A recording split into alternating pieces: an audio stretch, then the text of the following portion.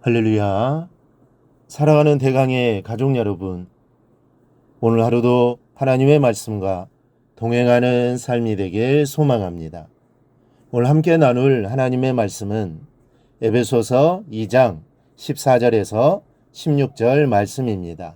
그는 우리의 화평이신지라 둘로 하나를 만드사 원수된 것 곧 중간에 막힌 담을 자기 육체로 오시고 법조문으로 된 계명의 율법을 폐하셨으니 이는 이 둘로 자기 안에서 한 세 사람을 지어 화평하게 하시고 또 십자가로 이 둘을 한 몸으로 하나님과 화목하게 하려 하심이라.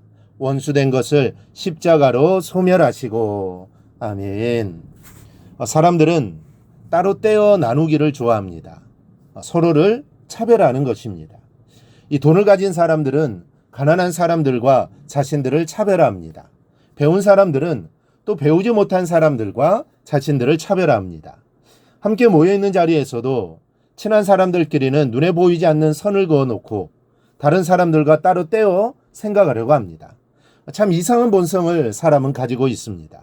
심지어는 교회 안에서조차 성령께서 주시는 은사를 가지고도 서로를 차별합니다. 웬일인지 은사를 받으면 받지 못한 사람에 대하여 담을 쌓는 사람들이 있습니다.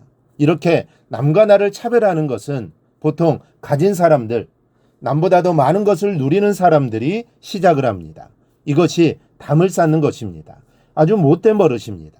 적어도 우리가 하나님을 신앙하는 사람들이라면 내가 더 가진 것이 있고 누릴 것이 있다고 생각될 때마다 선을 그을 것이 아니라 그리스도께서 우리의 화평이 되셨다라는 말씀을 우리는 기억해야 할 것입니다.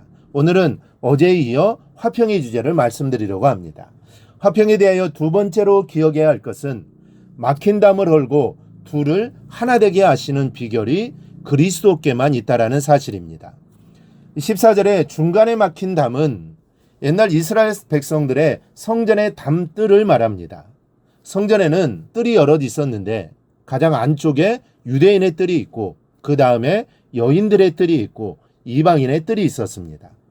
이방인들은 하나님을 섬기고 싶어도 이방인의 뜰을 넘어서 들어갈 수가 없었습니다. 이방인의 뜰과 유대인들이 들어가는 성전의 뜰 사이에는 1m 50cm 정도의 높이의 대리석 기둥들이 칸막이로 되어 있었습니다. 이방인이 이 담을 넘어 성전 안으로 들어가면 무조건 사형에 처했습니다. 사실 성전 맨 가에 허락된 이방인의 뜰은 유대인들이 하나님께 제사 드리는 소나 양을 파는 장소였습니다. 그러니까 이방인은 하나님을 섬길 수 없는 짐승과 같이 취급했던 겁니다. 그런데 예수님이 그 한가운데로 오셨습니다. 오셔서 하나님과 우리 사이에 막혀진 휘장을 그 몸으로 찢으시고 유대인과 이방인을 가로막아섰던 담장까지도 완전히 허물어 버리셨습니다. 그리고 이제는 누구든지 유대인과 이방인을 구분하지 않고 주의 이름을 부르는 자는 구원을 얻게 하신 겁니다. 예수님 안에 화평이 있습니다. 그리스도께로 돌아갈 때 우리는 그 화평을 맛볼 수가 있게 되는 것입니다. 주님 안에 있으면 담장이 허물어지고 둘이 하나 되는 역사가 나타나는 겁니다. 그러니까 중요한 것은 내가 그리스도 안에 있느냐는 겁니다. 내가 그리스도 안에 있기만 하면 우리는 주님이 주시는 화평을 누릴 수 있습니다. 그러니 어떠한 상황 속에서도 늘 주님 안에 거할 수 있기를 바랍니다. 그리하여 주님이 주시는 화평을 누리기를 축복합니다. 셋째는 세상에서 우리는 화평의 사도로 살아야 합니다. 주님께서 우리에게 화평을 주셔서 누리게 하셨으니 우리 또한 화평을 던지는 사도로 이 세상을 살아야 합니다. 예수님께서 팔복을 말씀하시면서 화평하게 하는 자는 복이 있나니 그들이 하나님의 아들이라 일컬음을 받을 것이며 라고 말씀하셨습니다. 하나님의 자녀로서 가장 두드러진 특징이 화평케 하는 것입니다. 그럼 어떻게 해야 화평케 하는 사명을 잘 감당할 수 있을까요? 그것은 우리의 머리 대신 그리스도를 기억하는 겁니다. 화평하지 못한 자리에 있을 때마다 마음속에 되뇌어야 하는 진리는 예수님만이 우리의 머리시요 우리 모두는 그의 지체라는 사실입니다. 우리의 몸을 표본으로 생각해 보십시다. 우리 몸의 각 기관은 각각 분리되어 있습니다. 그 경계가 무너진다면 곧바로 사망입니다.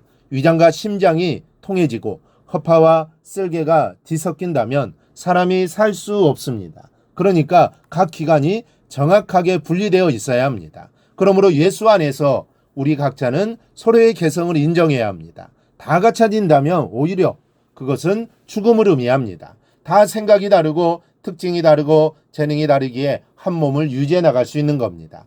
위장이 허파들어 나와 같은 일을 해야 한다라고 우긴다면 말도 되지 않거니와 죽음을 자초하는 것입니다. 그런데 이렇게 구분되어 있으면서도 우리의 몸이 일사불란하게 움직이며 서로의 도움을 될 수 있는 것은 머리 때문입니다.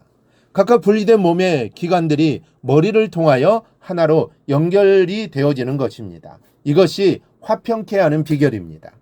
각자의 독특함은 그대로 유지하고 인정하면서 머리를 통한 하나됨으로 균형을 유지하는 겁니다. 화평이 깨어지는 것은 지체가 머리 노릇을 하려고 할 때입니다. 이렇게 되면 균형은 여지없이 깨어지고 맙니다. 머리를 통하지 않고 지체 간에 서로 이렇게 또 저렇게 하라고 참견하고 자기를 주장하기 시작하면 화평은 순식간에 무너지고 맙니다. 지체의 요구는 오직 머리를 통해서 이루어져야만 하는 것입니다. 머리를 통한 조율만이 건강을 가져올 수 있습니다. 여러분, 우리는 지체이지 머리가 아닙니다. 머리는 오직 우리 주님이십니다. 내가 머리가 되어 다른 지체들을 움직이려고 할 때 모든 균형은 깨어지고 맙니다. 머리를 통해서 화평의 사도의 사명을 감당하기를 바랍니다. 주님과 통하여 다른 지체들과 만사 유익한 교통을 누리는 여러분들이 되시기를 바랍니다. 그럴 때 화평을 이룰 수 있습니다. 여러분, 우리의 사명은 화평케 하는 것입니다. 내가 있는 곳을 화평케 만드는 성도가 되어야 합니다. 그렇게 하기 위해서는 주님을 따라야 합니다. 주님이 우리의 리더이십니다. 주님을 따를 때 화평을 이룰 수 있습니다. 이 사실을 기억하고 늘 주님과 함께하여 화평의 사명을 잘 감당해 나가기를 주님의 이름으로 축원합니다. 오늘 묵상한 말씀을 굳게 잡고 삶으로 실천하며 살아내는 대강의 모든 성도들이 되기를 축복합니다.